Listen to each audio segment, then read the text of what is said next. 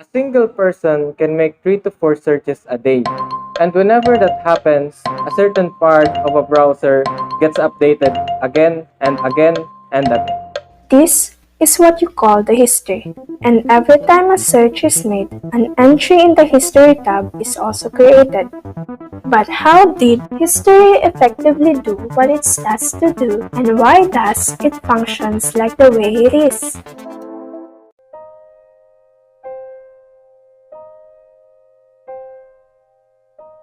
History's task is fairly simple. Keep a list of all the users visited website and its associated data with it. But with a catch. It must always put the most recent web page on top. And it accomplishes it by stacking the web pages on top of one another whenever a new entry was added. This makes the recent ones on top and the less recent at the bottom. With this simple knowledge about history, we grew near on the very thing that is behind history's magic, stack. But how exactly is history related to stock? Knowing stack's limitation is the best way on seeing the connections that stack 1 has only one option of deletion and it's at the top. 2. It can only insert items by putting it above the previous one. We can conclude that stock and history have similarities on how they operate. Just like stock, history works by putting the most recent web page on top of the one that precedes it.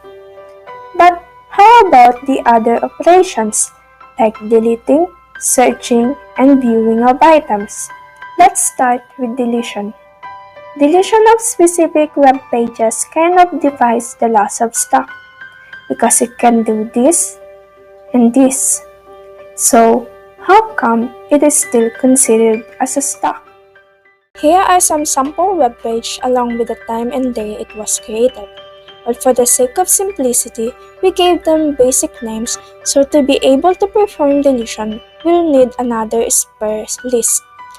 This is where we'll keep the ones that we don't want to delete.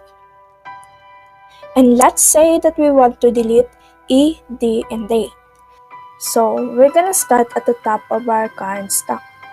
We're gonna ask if we want to delete that web page. If we don't want it to be deleted, keep a copy of it on our spare stock before popping it out on our current stock. If we do want the current item to be deleted, immediately pop it off and repeat the process until items that we want to be deleted are removed. Now, we are left with B, C, and F. To bring them back, we're just gonna push the top item from the spare stock back to the current stock. After which we can pop it off and proceed with the next item and repeat the process.